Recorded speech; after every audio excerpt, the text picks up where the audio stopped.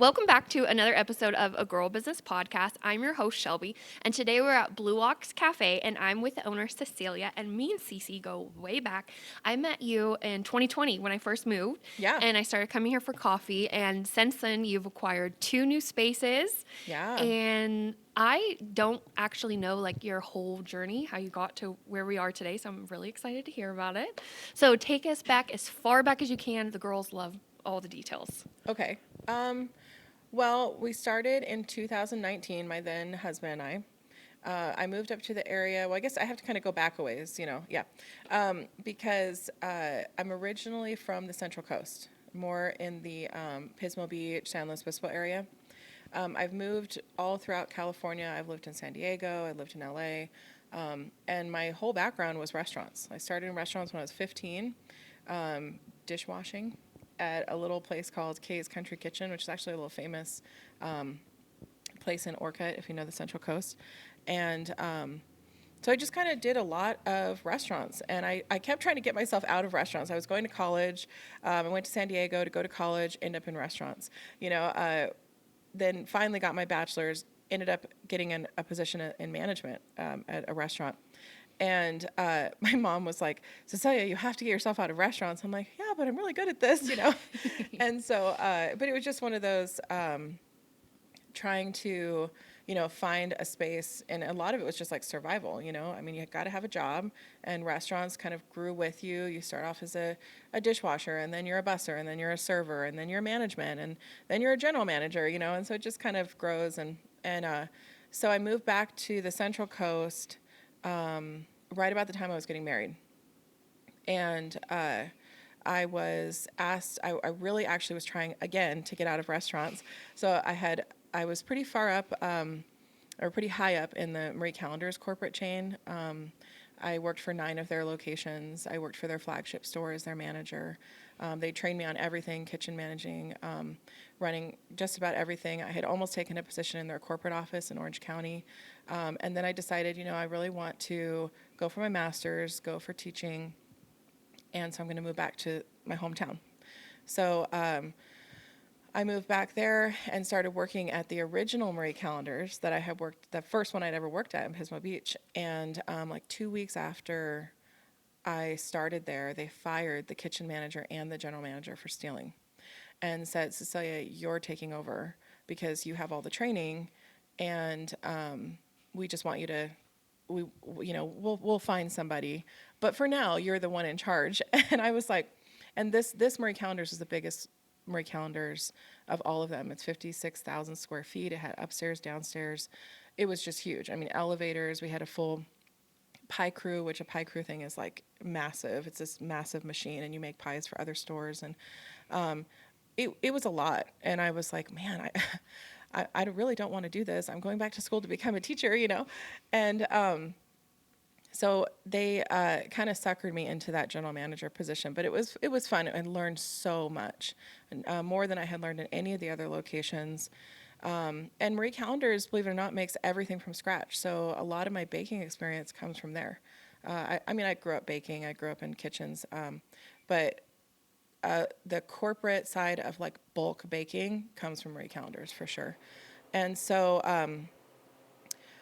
I got my master's in teaching while I was doing this general manager position. And then because I kind of saw the end in sight, like Marie Callender's declared a bankruptcy like 3 years before.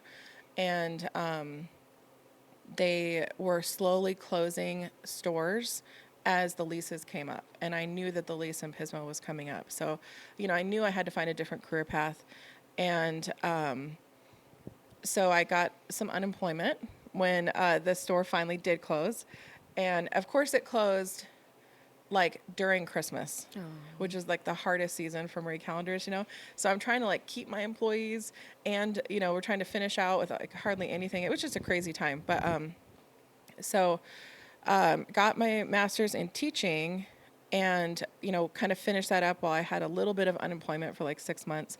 And then in that time period where I was sort of just existing, after I ran a little like side business doing flowers. And so I had a couple years after I finished GMing where I ended up working for a guy named Tom. he had a shoe business, and he had a coffee shop, which is like super random. But Together? together, not together in Oh. the same place, but Brown Shoe Company is like an old family Brown Shoe Company. They had hundreds of stores throughout the U.S. He was the grandson. It was gifted to him, so he ran those stores, and then he ran Black Horse Coffee, which was like 5 stores in San Luis Obispo. So I was kind of running the back end of operations for him while also finishing up that master's. And then I discovered I could do flowers, and just for fun, and I made a bunch of money doing it, like as a side hustle. And that's how I met Gerald, who is a good friend of mine, and I did like a year apprenticeship under him, doing as a chocolatier. So we worked for him, just learning how to make chocolates, and while I'm working for Tom, and just like a lot of little hustles going on. And so when I finally finished that teaching degree, in the state of California, you can either basically work for free for a year to clear your credential, or you can do an intern credential where a school will pick you up and you can get paid while finishing up your credential, like clearing it, it's called. So I applied in a bunch of different places. I had never heard of Westwood, California. But I had like 4 or 5 interviews, and I was going all through the state, just kind of interviewing and checking out different places. And I'd had like 3 job offers, but then Westwood was the last place to call. And it was cute because they said, do you know where you applied? And I was like, yeah, I know where I applied. And they're like, Westwood, California, not Westwood, LA. And I was like, yeah, I know. And I knew because my then husband wanted to go to gunsmith school at the Susan, and there's only like 5 in the U.S. So I interviewed, and it was so cute because the board took me to the Old Mill, the restaurant that was here, and we had pie. That's how we interviewed. And it was so like classic Americana, and it just felt so cozy and homey. And when I passed over the causeway and saw all the birds, I was like, I'm moving here. Like, I'm moving here. And it's funny because years before that, one of my bucket list things to do was to hike Mount Lassen. Mm-hmm. And the national park, because I loved all the volcanoes, and I'm like, how weird that I finally have like moved up to this area that I had no idea. So I moved and taught at Westwood for 5 or 6 years. I think it was 6 years, yeah. And I taught 2nd and 3rd grade was my first year teaching, and I didn't want to teach anything under like junior high, and but I love teaching 2nd, 3rd. But after that year, I was like, oh, can I go teach high school? Because I really wanted to teach high school. And so business was one of the classes they had me teach when I went up to the high school. And it was really the business students. We were talking about like, well, what does this town need? If you were going to open a business in Westwood, what would it be? And it was like a coffee shop. And just through conversations with the business students, and we kind of like worked at designing a space. And then somebody goes, Westwood has a building that's like literally sitting empty, that the Westwood Unified School District owns. You might want to go take a look at it if there's something you're thinking of doing, like with your students. And so we were thinking of maybe opening it as like a nonprofit, having it be ran through the school. But, with all the red tape, I was like, that is so, yeah. Which that is ridiculous. It would have been ridiculous. So I talked to my husband and said, why don't we open a coffee shop in this space, and the students can design it, and we'll just take it on as as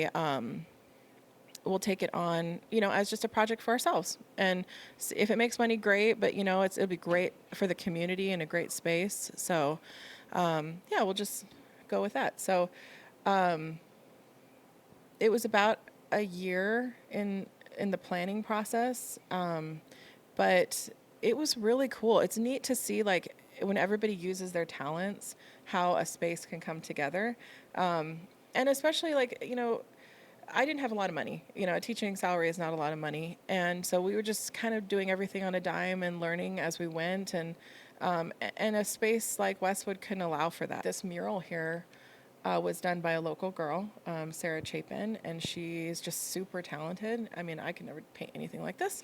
And so, and a lot of people came out of the woodworks to help make this happen, and did things for way under cost, and just to, because it's important. It's an important space in the community.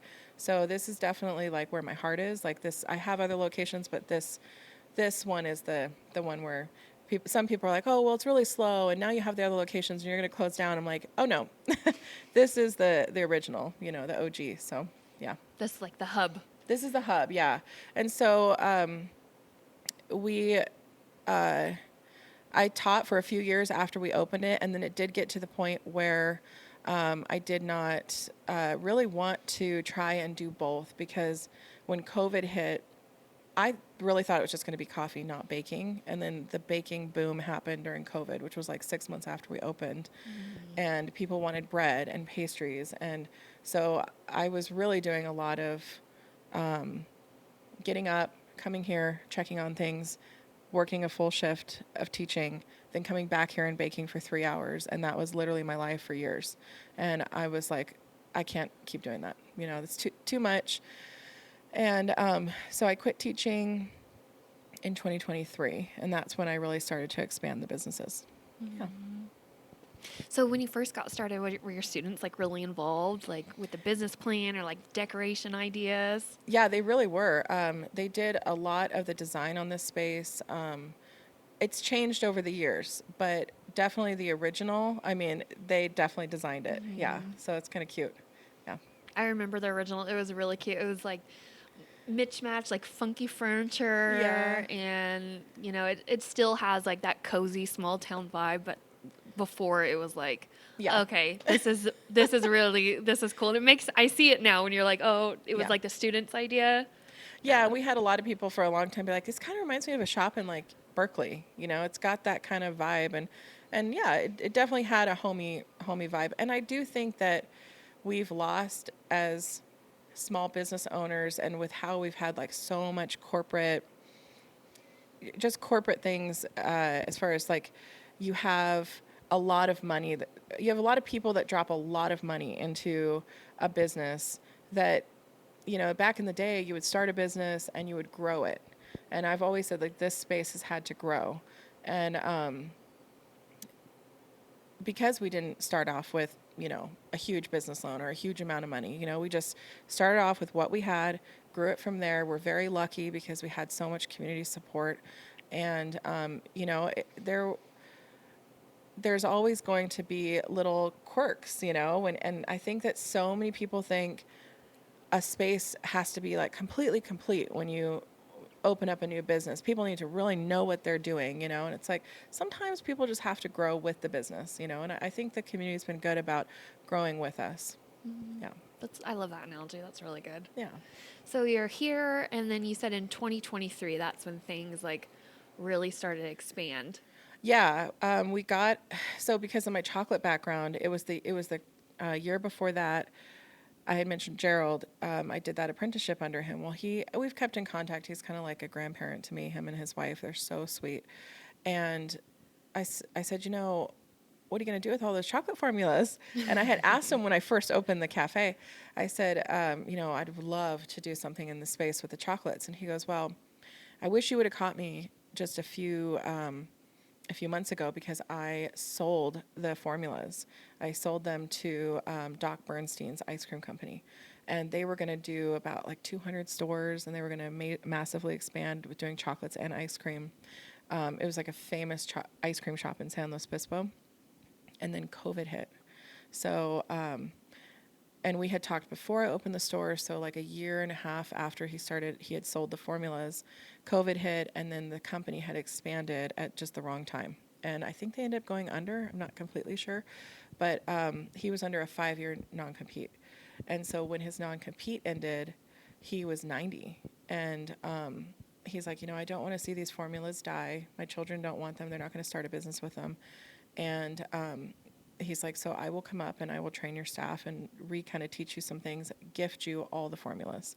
Yeah. And they're like 175-year-old formulas. So it was a big deal. It was a really big deal. And so I still am growing the chocolate side, I'm still growing that side of the business, but I want to see that legacy continued. I think it's important what he did. And so I was not going to expand past Westwood. I was just going to do the chocolates here, but our kitchen's like really small. And so, but we also don't have like the volume of people to like move chocolates the way I want to. So I had a little tiny spot open up, I mean, tiny in Uptown, Susanville. And I was like, oh, okay, I could just put chocolates there. And I could just do like a tiny little like window shop. Like you walk by and you buy chocolates, and you know, that'll just be like an addition to our cafe, and it'll drive people up the hill to come visit the cafe. And so we started on that project, and so because it was 2023 is when I kind of started really pushing chocolates, and then I stopped teaching full time so I could kind of focus on that. And right as soon as we got into the space, within like 3 months, the space next to it said, hey, will you take this space over? We have like a commercial kitchen in here, but we don't want to use it anymore. And this all used to be one building. And I was like, oh man, that would be really cool. So we checked it out, and the other side was like pretty much turnkey. I mean, we didn't have to do much. And so I was like, okay, I guess we're also opening a bistro. So so the chocolate shop and bistro happened pretty much together. We opened the chocolate shop, and then 6 months, 3 or 4 months later, maybe it was 6 months, we opened like the full space as we were building the kitchen. So, and again, didn't do it on a lot of money, you know, just those opportunities came. And, you know, I'm just myself with my little amount of money, you know, and just was able to find really great deals and work with people that would let us, you know, lend equipment and that kind of thing. And had great help, people that were able to like build live edge countertops, you know, and mill it themselves. And it would never have happened again without community and the people that were willing to help. And so, so that's why as a business owner, but also our business model, we always are trying to give back, and make sure we're super a part of the community, because we couldn't have done it without them. And so anyways, yeah, that's the cafe and the chocolate side. So that's how that happened. And then our recent addition is the bakery. And that was absolutely unexpected, but it's 3 doors down. And everyone's like, what else are you going to do? I'm like, nothing else. We're done. Blue Ox Pizza coming soon. No. No. But we'd always done the pastries, like from COVID, but it's been like slammed into this little cafe kitchen. And we've got a full menu here at the cafe of breakfast and lunch. And it's like, how do we do all these pastries? And now we have to supply them to Susanville. And it was just becoming a lot.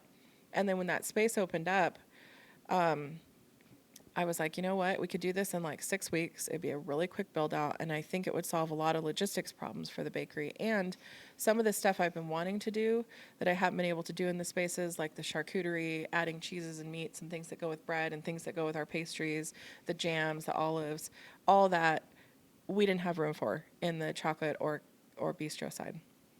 And so, and then we had just put ice cream in there. So it was like, that was packed, you know? So yeah, we pushed super hard, and by Memorial Day weekend got the bakery open. So the bakery's been open now 4 or 5 months. Yeah. Been crazy. That's insane. I know. It's insane. No more build outs. Let's make money. Let's make money, please. Order chocolates. And what's the newest one called? The bakery? Yeah. It was like almost about a year, right? From the chocolate to the bakery, it was like almost a year exact. Yeah, it was like a full year and a half of just building. Oh, and then we decided to come up here and do a remodel on the Westwood store in between all this, because once we did all that down in Susanville, I was kind of looking around this place going, all right, it needs a facelift. It's been 5 years, 6 years, and there's some issues that is bugging me for a while. And I'm like, I could do that. So we had just finished the Westwood kind of remodel and redone the menu, and I call it the last and final. Like, I'm not redoing that menu anymore. And so we did that, and then the space opened, and I was like so tired. I'm like, I can't do anymore. And I'm like, but I really, really want to. So we did it, but it's still I'm still kind of recovering from the exhaustion of doing that much of a build out. Yeah. Mm-hmm. Trying to get my butt back in shape now, you know. gained some weight all through this ridiculous season of building. But I mean, it is what it is. You know, you have to run a business and build out at the same time. It's just craziness. So Yeah, I yeah, bet.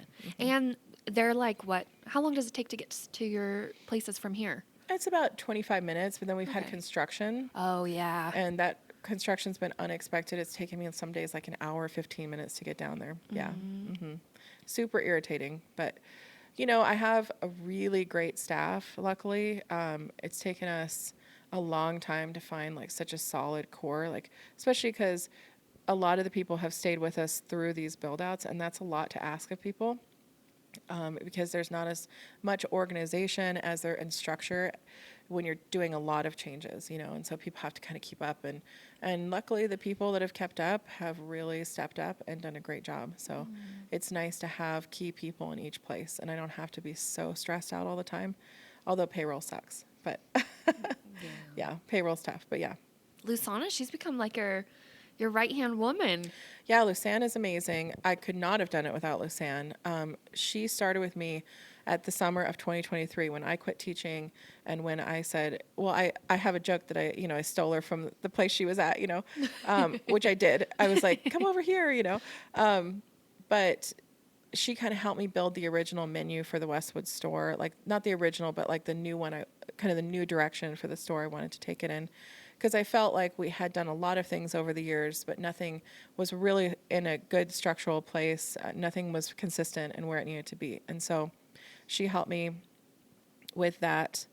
And we worked through the summer. And then it was like the Gerald thing happened like towards the end of that winter. And then it was like, okay, now we're going to go open a chocolate shop. So she's been there every step of the way and helped with just everything. So now she runs like social media and the events and the catering and the fundraising and schedules and payroll and all these other things that she probably shouldn't be doing. But yeah, it's been invaluable.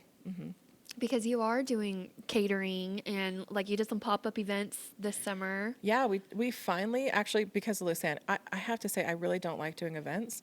I'm not a super social person. I mean, I like to talk to people, but events kind of intimidate me, And it also takes me away from like the production side. So it's like a full day of production where I don't get to know really what's going on in the stores or the production. And so it's hard for me to go to events. And so Lusanne goes, we need to go to these events. And I said, well, you can go to them.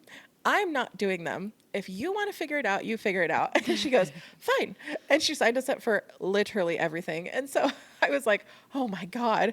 Because it was a lot of production to get, but it was great. I mean, we did so many events. And then because we have the bakery now and 2 kitchens, we can do a lot of catering. We have the ability to do, like we did a huge charcuterie board for a 350 person wedding this summer. We've done another one for a baby shower recently. We do box lunches, breakfast on the go. And then because of my cooking background, I tell people I can pretty much set you up with whatever you want. I mean, we have these kitchens and we have the pastries and we do dessert bars and all that stuff. But, if you want a full catering experience, we can do that as well. Yeah. I think that definitely gives you the edge in the area. Yeah, I mean, we just have to kind of, I think we're just now getting into the catering side, and so we do have to just let people know that that's what we're doing. So, yeah, it's been a really fun time when people let us do the catering because I do love that side of it. It's really fun. Well, Yeah. I've seen some of your spreads. They're beautiful. Thank you. Yeah. Yeah. Yeah, and the bakery let us partner with some local and not so local places, and that's kind of what my next phase is for the business. Is we've done a lot of partnerships over the years. Even like with you and your like the hat, you made the hat. Yep. But I think like Lake Almaner Life has done my mugs, and we try to include as many small businesses as we can, like as part of we have this space. Let's see if we can use it. And at times it's become a little bit much. Like I've learned over the years, okay, too many vendors makes it look like, not a cafe.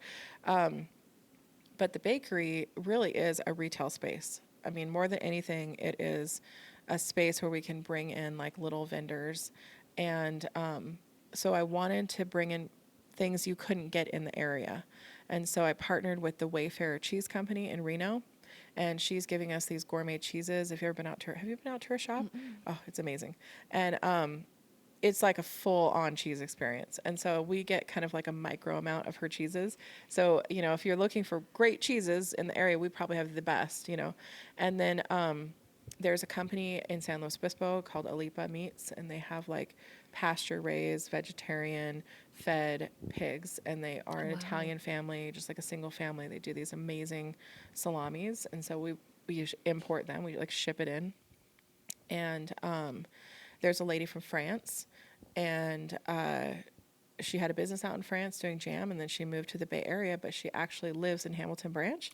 Yeah, What the heck? I know. What a small world. I know, it's crazy. We're And probably neighbors. That's where my house is. yeah, and what's crazy is I didn't know she lived in Hamilton Branch, but my old baker, who's a great friend of mine, Sophie, lives in the Bay Area now, went to a farmer's market or somewhere and saw these jams and was like, hey, you should carry these in your bakery. So I got a hold of her, and she goes, well, I actually happen to have a house in Hamilton Branch. And I was like, what? That's crazy.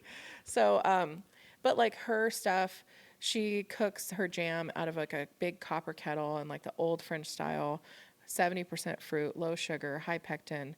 You know, you just can't find that quality of product like kind of in the area. And she's here. She's here. Oh, Yeah. I need you on the podcast, girl. Well, she has her shop in the Bay Area, you know, her production facility. But yeah, so I'll travel. I know, right? And so we're carrying her jams. And then we also recently partnered with Midnight Coffee Roasting out in Reno. And he's awesome. He's a guy from, I think, the Santa Cruz area that had like a rock band. And him and his dad have started this really cool micro roastery in Reno. They had a spot in downtown, and now they're in Midtown. And he's just living the life, roasting these awesome roasts, and he's made these really cool bags for us. And now we're just started using his bulk coffee, so it's nice. It's nice to be able to partner with other small businesses, and you know, there's a whole community of small businesses within small businesses that work together.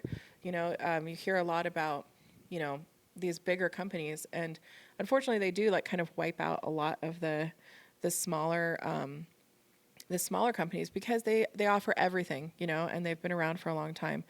But I think when we say to support local, you hear that a lot, like please support local, support local.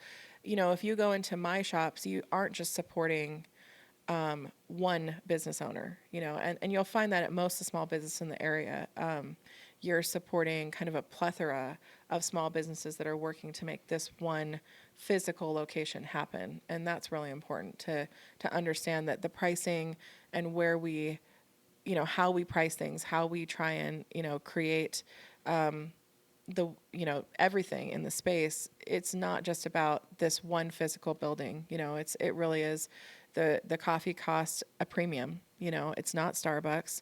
I mean, no hate on if you love Starbucks, but you are supporting a multi-billion-dollar company, you know, at this point. And yeah, they may have started off small, but it's a multi-billion-dollar company that, you know, really gets their beans imported from, you know, places that they can afford to make their beans, let's say $4 to $3 a pound, where the small businesses pay 10 minimum, especially with the tariff increases. So, you know, those prices, yes, we do ask that you pay a little more, but it's not because we're trying to price gouge. And I think there's a real misunderstanding, especially in the smaller communities, that like, oh, there's, they're just way overpriced. And it's like, actually, most of the time we're underpriced. You know, we're actually mainly underpriced to try and keep things cost effective. And as owners, we take the hit on that. So it is really important going into the holiday season, that we, and during the holiday season, and not just during the holiday season, but after, you know, that if you want a place to stay around, that you go in, you know, physical boots on the ground going in is what keeps a place alive.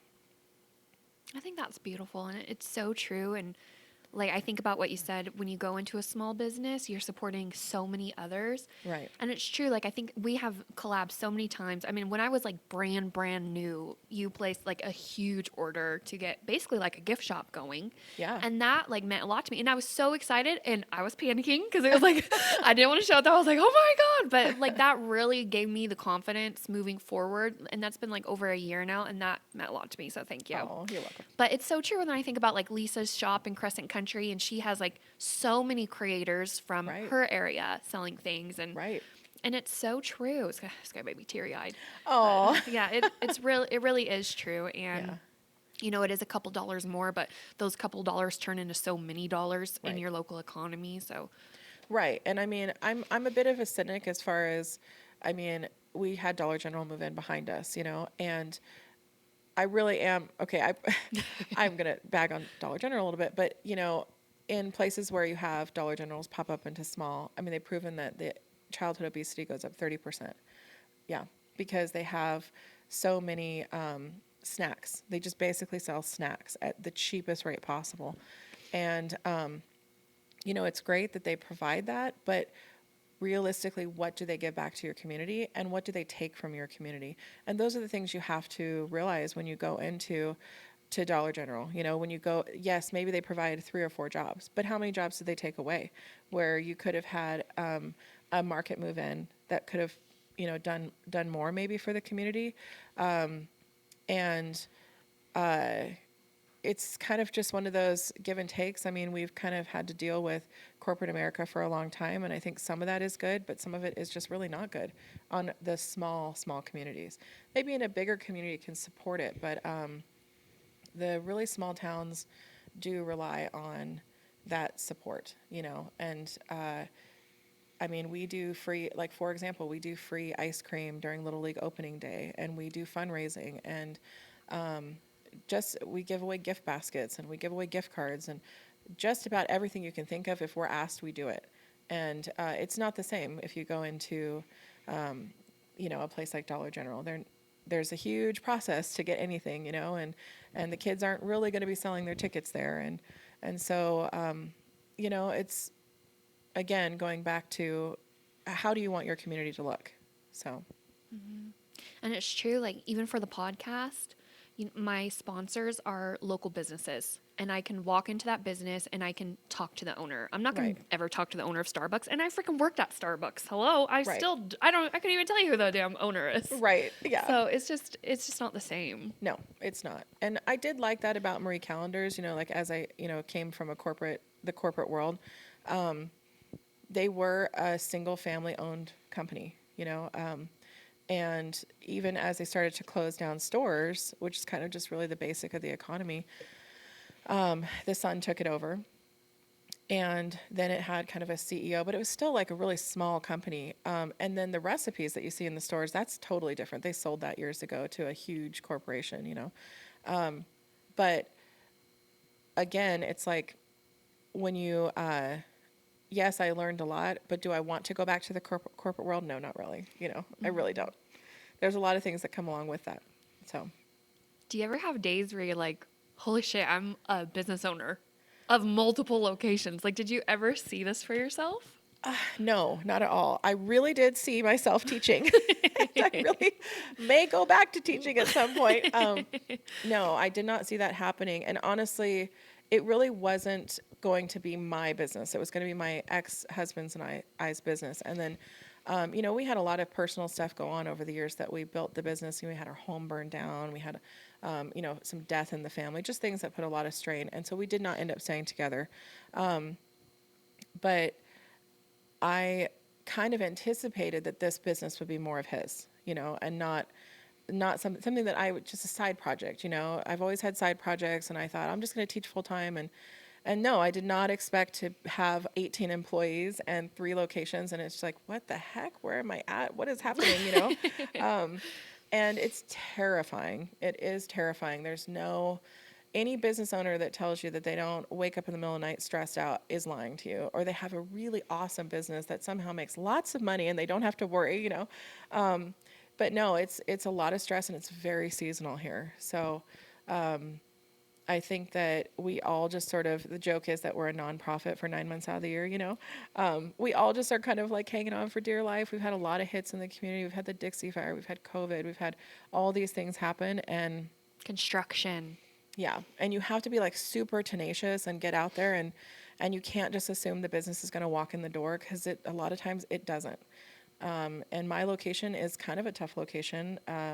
Both of them. I mean, Westwood is out of the way, and if you don't really know about it, you don't really come in.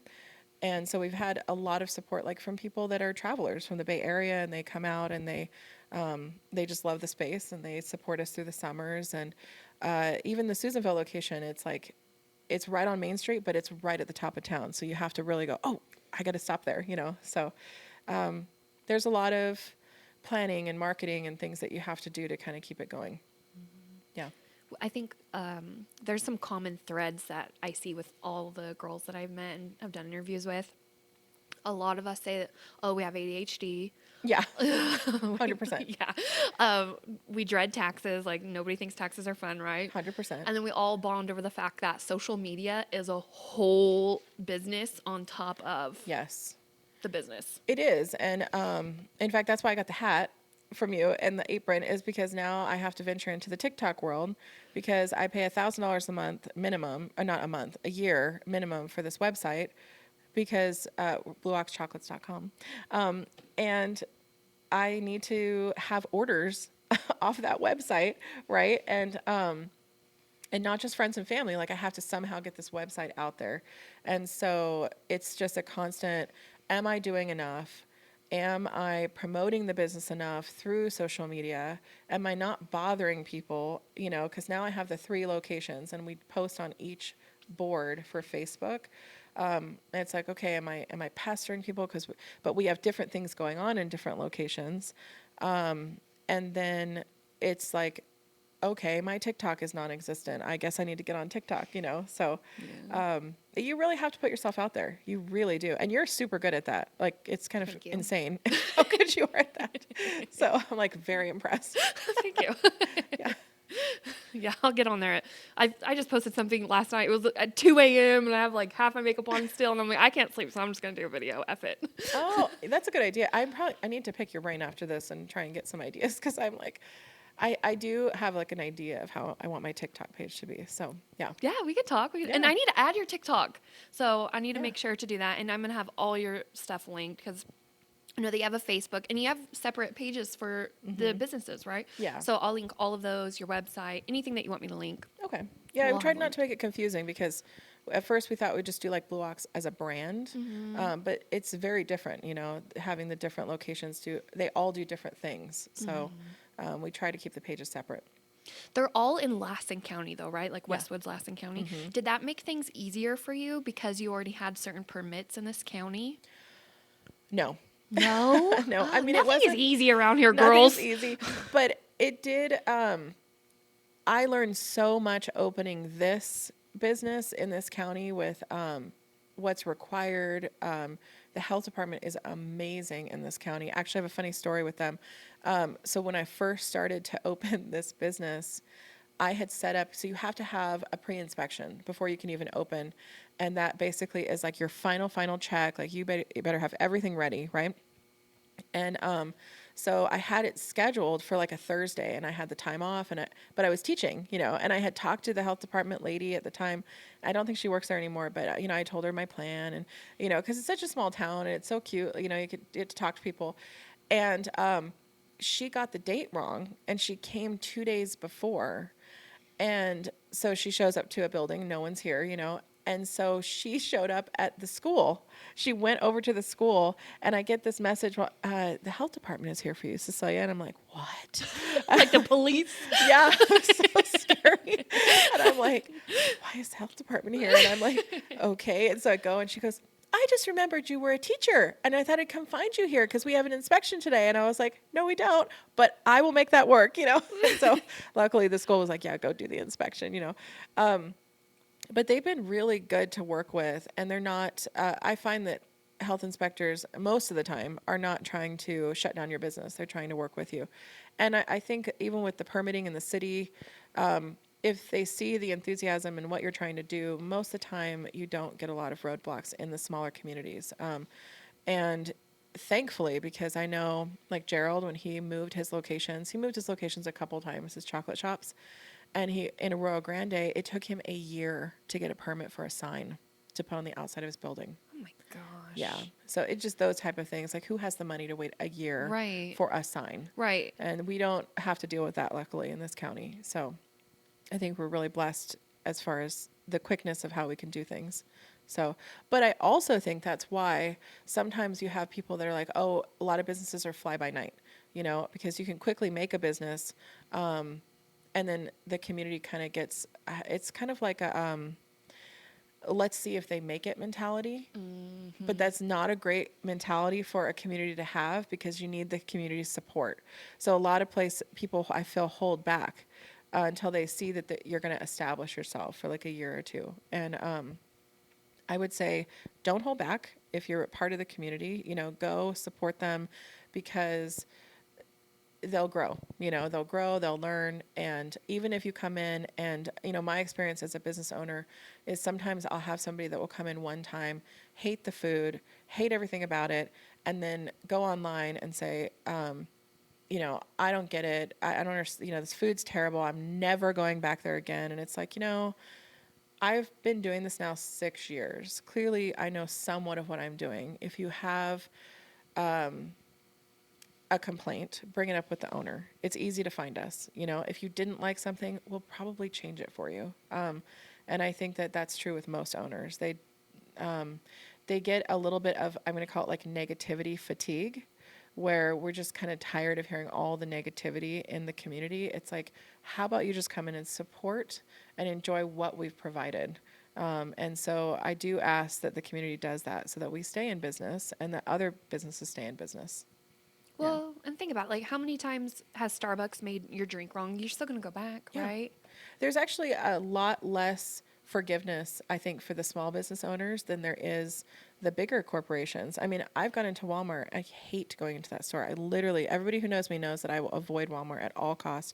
I absolutely hate going in there because it's always a shit show. Mm-hmm. It always is. Well, there's always some rude employee that you feel bad even asking them if it's okay. Like, hey, sorry, can I ask you a question? And they turn around like, and you're like, and as you can't find anything, and half the time they're out of it, and it's like, but I still go in there if I'm desperate. I go in there because I'm like, I have to get this thing. I must need it, and it's a small community, and I can only get it here, and it's so you end up, out of, I think, necessity, forgiving a lot of the mistakes that those bigger places make. Whereas when you go into a small business, you almost expect perfection. Like, I'm supporting this place and it better be right, because I'm going to pay more. And the owners, should know what they're doing and they have more control. And I feel like you're less forgiving of a small business, where we still have the same problems, if not more, that any other place would have. So, yeah, but not to go too far down the negative rabbit hole. But, it's taxing. It's very taxing to run a small business. For sure. We're all human at the end of the day. Like, we all get tired of it. And I think you bring up a really good point. And even for myself, like, I need to check my own biases, because I think you're very right. Like, when things are new, I would admit, even I've done that. Like, oh, let me see what people say first. And, right. You're exactly right. Like, you won't always have the opportunity to check it out, because they might not be there if they don't get the support early on. Right. Yeah, it's very true. Yeah. Mm-hmm. We were lucky enough to get a lot of support right off the bat. I think as time goes on, some of that support, and it's partially my fault as like I said, I've, grown the business, and it's had its issues over the years, this cafe. But it's taken me some time to kind of get things in a consistency, and like you said, ADHD, I'm like, oh, I want to start this, so I want to do this now, and I want to do this now, and I have to pull that personality back, the creative side back, to run a consistent business where every time you come in, it's going to be the same. And so, which to me is like boring, Yeah, but you have to do that, you have to do that, because people, actually a friend of mine said, Cecilia, people will accept even if the food is not that great, people will accept a lot consistently not that great food, Yeah. versus it being like great sometimes and really crappy sometimes. So I'm, lucky, like I said, to have some people now that appreciate that consistency, and they work really hard to create that. So That's very true. yeah. You dropped some solid one-liners on this episode. Okay. And I want to touch back on the community and everything because I've even been to a few events that you have here where you collaborate with other business owners to do like activities or like Right. seminars or like you had Wild Things do a floral arrangement. Yeah, we've had tons of classes over the years. I've taught a lot of classes here actually over the years. I taught adult ed here several times through the school. I've had cooking classes here, kids cooking, adult cooking, and I've kind of gotten to the point where I don't really want to teach the classes anymore. I love the space to be used. Like for example, we're closed on Mondays, and so I'd love to have like a yoga class in here, or somebody using the space to some degree. But yeah, that's what it's for. I mean, it's a nice, big, beautiful space and should be used, and should be. I would hope. I've kind of seen a trend lately in the area where a lot of people are doing a lot of classes right now. And so I pulled back a little bit on that because I do want to give those newer, I think they're newer businesses that are trying to build a space for themselves. So, and that's fine. I don't need to do everything, but the space is really useful for that. In fact, the fun part that we're doing right now is, in Susanville, we're doing teas. We have high teas right now. And we do those once every couple of months. And those are fun because I get to be super creative and everyone gets to dress up, and it's been a blast. Yeah. That sounds really fun. Yeah. Do you have like a small tea business that you work with? No, actually, I haven't partnered I with a small have tea business yet. one. Let me know. But yeah, we've been just we used to have one out in Reno that we used, and we haven't done tea in so long. We haven't partnered with one, but yeah, there's got to be a good one. There's a amazing apothecary in Portola, and she actually Really? lived in France, and she Ooh. learned all about like herbs and stuff. She's Oh, amazing. neat. I'll get in contact with her. Okay, cool. Yeah, That would be great. I would love to see that collaboration. Yeah, that'd be awesome. That's been like one of the funnest things about doing the podcast is like seeing who I can connect and like Yeah. seeing the girls collaborate and stuff. So Yeah, I remember when you said you were doing a podcast, I was like, whatever, Shelby. Okay. Like, whatever floats your boat. That sounds impossible. I had an idea of wanting to do like a Blue Ox Bites or something, where we did like a weekly podcast, which is really just a way for me to promote myself. But I'm like, no way, that's way too much work. it's become my full-time job. Yeah, Yeah. I could see that Yeah. for sure. It's become like my passion project. Nice. Yeah. Yeah. Because I came to you before it had even launched. It was just Yeah. a crazy idea. I never, ever in a million years thought, I'm sure you can relate to this. I never thought it would be what it is today. Right. And it just grows from there, just like anything. If you put the work and the time and the effort, typically it produces, Yeah, definitely. Yeah. Any exciting plans for the future that you can share with us or anything that you'd like to share with the community or bring awareness to? Well, I mean, we are, trying to grow the online chocolate shop, so blueoxchocolates.com. So, I would love it if community members would share out the website with like friends and family, to place orders like, for Valentine's Day or Easter. That would be the ideal, is that we really expand that side of the business. Because the brick and mortar shops are where they need to be. And that's my focus next is how to get us more online. And then, like I said, expanding the catering. That's definitely where we're kind of going. And just making sure that we aren't dropping the ball in some of our revenue streams. And yeah, I mean, that's kind of the most important thing is just, for me, I'm done building out. And I'm ready to have like a healthy, successful business, and really have that established in the community. That's what I want. And because then I can hire who I want. I can make sure that I have a great experience for customers when they come in at each spot. And there's not so much pressure and stress every day. Because right now I really am at the end of that building phase. And that's been a lot of time, money, effort. And, it just needs to be a business, a functional business now. You're So. ready to see the chocolates of your labor. Yeah, exactly. Exactly. Yeah. And it's neat. It's so the best part to me is when people walk into my spaces and they're like, wow, this is really cool. Like this is unique. And that's what I've tried to make all the spaces be is they're unique in their own way. And they are not something you're going to find anywhere else on the planet. You're going to come into the space and go, oh, this is totally different. So, and I think we've created that. Yeah, I can Yeah. definitely test that. And I'm so proud of you. Oh, And thanks.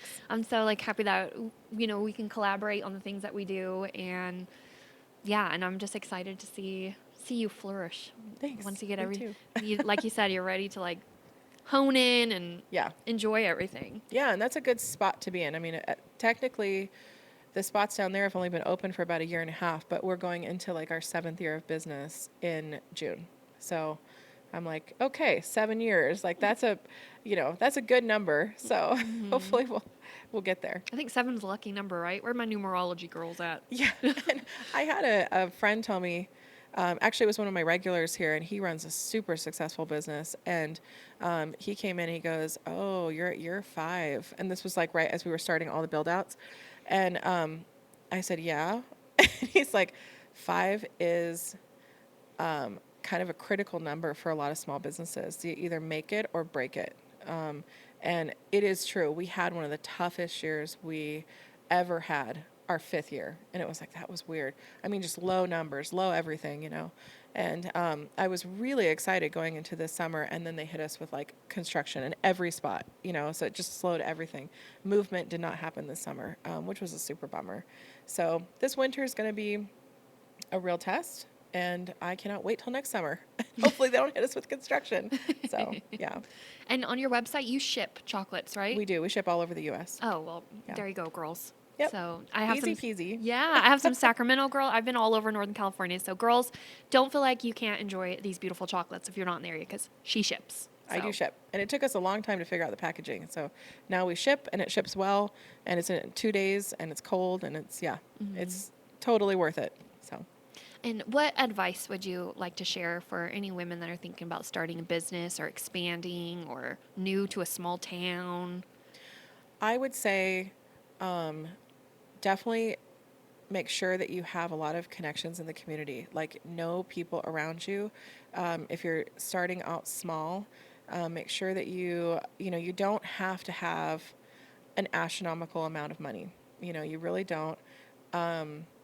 You need to have a really good plan. And I guess I would say to just make sure that it's something that you really, really want to do, because you are in for a commitment. You really are in for a commitment, and it's not going to be easy to get out of that commitment. Financially, emotionally, you're going to be very tied to it with what you're doing. And there's just so many stressors along the way. So I would say you have to really, really want it. Don't do it just because it seems like fun. When I interview bakers now, I say, "So what's your favorite thing to bake?" And they're like, "Oh, I love to make cookies at my house." I said, "Do you love to make cookies? You will hate to make cookies by the time you finish baking."